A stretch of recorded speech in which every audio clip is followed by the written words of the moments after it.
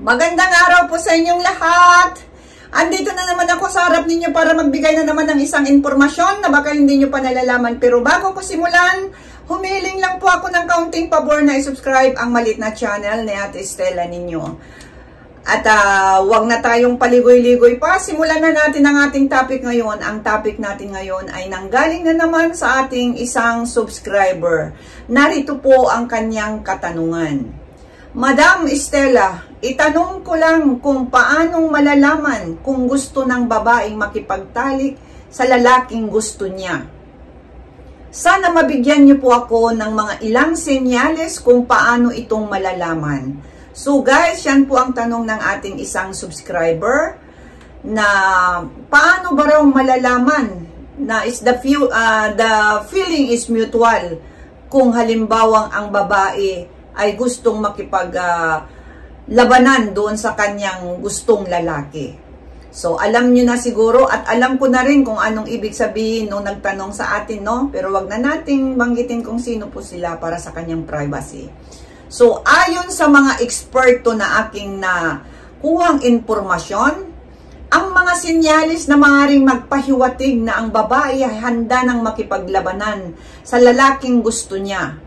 Narito ang ilang palatandaan, bagaman mahalagang tandaan na hindi ito laging pareho para sa pangkalahatan. So, ang ibig sabihin, hindi po lahat ng mga kababaihan nang dahil dito sa aking tinatalakay ay pareho ang ibig sabihin, guys, no? So, yan po ang akin lang pong paalala na hindi po pangkalahatan itong ating tinatalakay. So, number 1, physical na pagpapakita ng affection.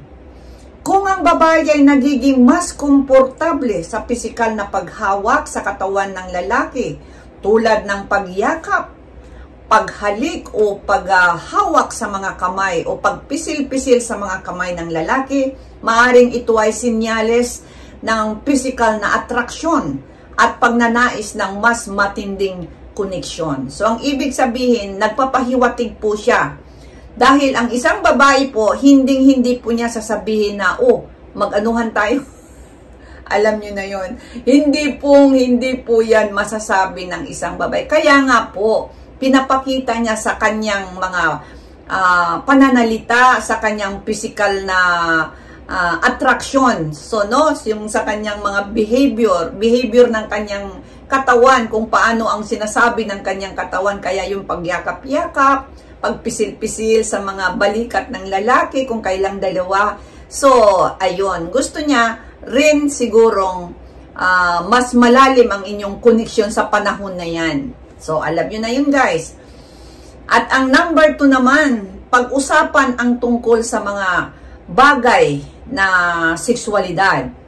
Kung siya ay bukas sa pakikipag-usap tungkol dito, maaaring indikasyon na handa siyang isaalang-alang ang ganitong uri ng relasyon. So, ang ibig sabihin, payag siya, no? Dahil yun na nga, napag-uusapan nyo na lahat-lahat yun.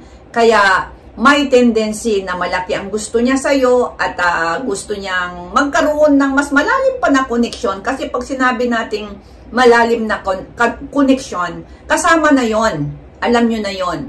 So, yan po yung number 2. Kaya, kapag meron tayong nililigawan ba o talagang yung malalim na ang connection ninyo, kung talaga bang papayag na ba ito na magkaroon kayo ng malalim na connection, makikita nyo sa kanyang pananalita, sa kanyang physical na mga attraction, sa kanyang mga behavior, no, kung paano siya. So, ibig sabihin noon, medyo okay na siguro, no? So, hindi naman ito pangkalahatan. Kasi, alam nyo naman ang babae, hindi kaya naming sabihin na, uy, magganituhan tayo. So, alam nyo na gayon, guys, no? Kayo na nakakaalam nyon. Pero, dahil doon sa mga baguhan pa lang na mga kalalakihan na wala pa masyadong experience, no, mahirap nilang mag-get yung kaya talaga itong babaeng to, meron ba talagang gusto to sa akin o baka naman wala ganito. Kaya ito na, binibigyan ko na kayo ng ng mga paraan o mga senyales No, kasama na doon sa nagtanong. At ang number 2 naman, komportable sa pribadong oras kasama ang isang lalaki. No? Kapag komportable siyang gumugol ng oras na magkasama sa pribadong lugar kayo, tulad sa bahay o sa isang kwarto, ayan, siguro pwede na yon. So, isa rin iyang sinyalis, ano? Pero huwag nyo naman kaagad dakmain. Dahan-dahan lang na talagang yung kumbaga iano na lang sa agos, no, na bigla na lang kayong nagkatitigan, bigla na lang kayong nagkayakapan, tuloy-tuloy na sa labanan. Yun ang ibig kong sabihin, no, na wag naman yung kaagad na daglutin, baka naman ano, kasi nga sinabi ko na hindi lahat na kababaihan ay pari-pareho, baka sa tingin niya lang talagang magkaibigan lang talaga kayo. Ngunit kung halimbawang dahan-dahan na kayo nagtitigan, eye to eye contact, tapos bigla na lang sino ang yumakap, tapos wala namang against, no, hindi naman nag-against yung isa, ay okay na yon. So yan po ang ibig sabihin, no. At ang number 4 naman, pagpapakita ng emotional na intimacy.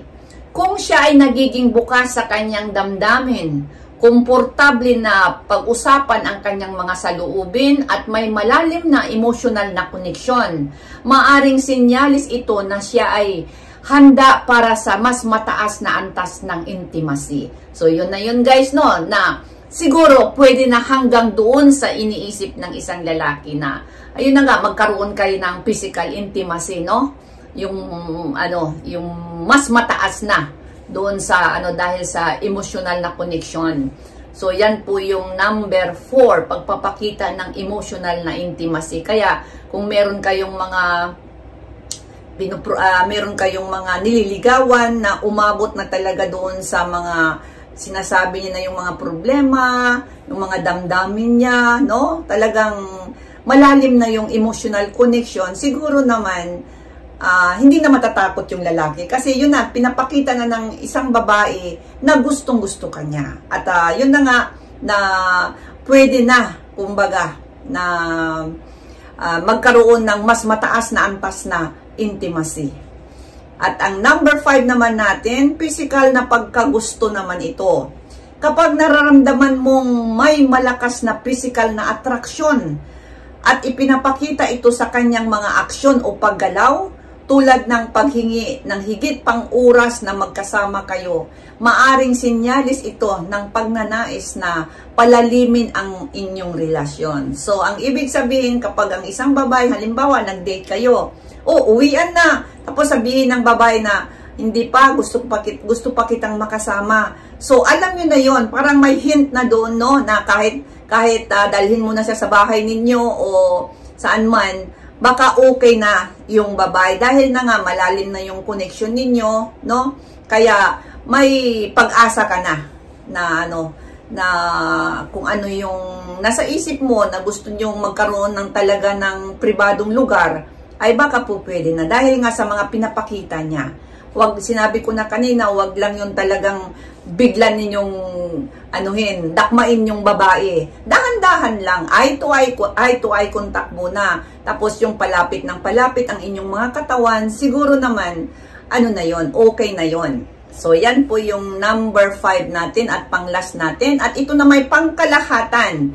Mahalagang tandaan na dapat laging may malinaw na komunikasyon at mutual na pagsang-ayon bago makipagtalik. So yan po, no, pangkalahatan, mahalagang tandaan na dapat laging may malinaw na komunikasyon at mutual na pagsang-ayon bago makipaglabanan. Okay, maraming salamat sa inyong lahat at doon sa nagtanong, sana nakita mo ang vlog kong ito at ginawan ko na lang din ng video para naman pangkalahatan. Maraming salamat.